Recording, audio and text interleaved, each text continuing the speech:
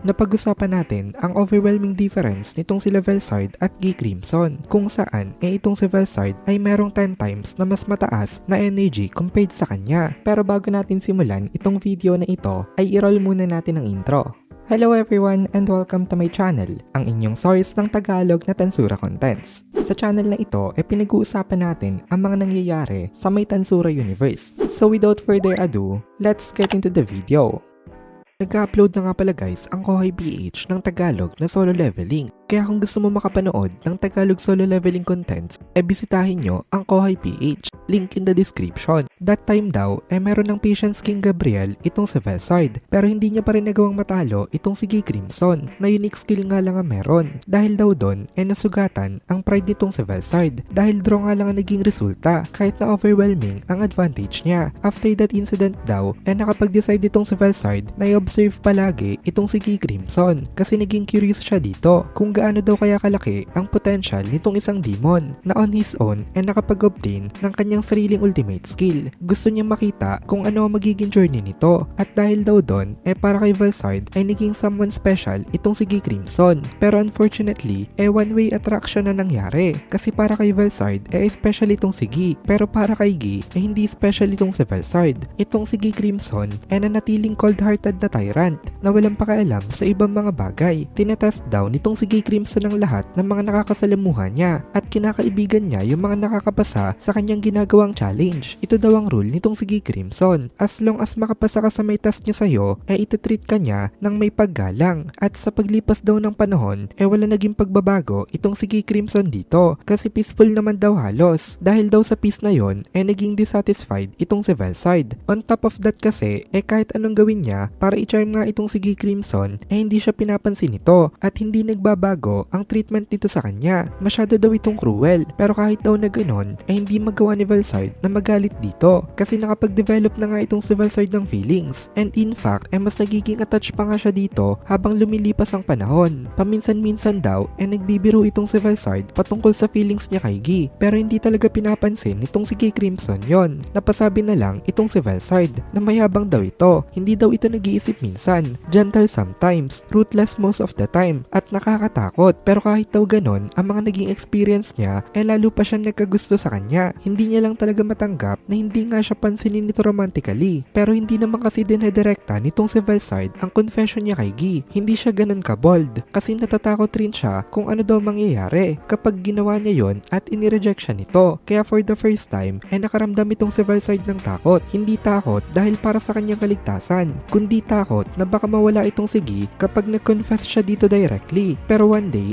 biglang merong dumating sa kanilang circle na sumira ng peace nitong si Velsard. Itong mga ito walang iba kung hindi yung mga tinatawag na heroes, at ang isa sa mga ito ang lalaki daw na nagngangalang Rudra. Malakas daw itong si Rudra, at surprisingly evenly daw nitong natatapatan itong si Gi. At dahil dito nakita nitong si Velsard ang pagngiti nitong si Gi Crimson nang dahil kay Rudra. Hindi natuwa itong si Velsard sa nakita niya na yon. Parang merong fierce flame daw na gustong sumabog sa may dibdib niya. Inisip niya kung ito daw ba ay anger o kaya naman jealousy, kasi never daw sa kanyang ipinakita nitong si Gi Crimson ang ganong klase ng facial expression na kay Rudra ipinapakita niya. Hindi matanggap ni Velsard na nag-e-enjoy itong si Gi na labanan itong si Rudra, pero tuwing siya daw ang kalaban nito hindi ito ganun nag-e-enjoy. Tsaka ang isa pa daw na napansin niya kapag sila nag-i-sparring nitong si Gi Crimson maingat ito kung makipaglaban sa kanya, na para bang ayaw nitong si Gi na masaktan niya itong si Velsard. Kaya tuwing nag-i-sparring sila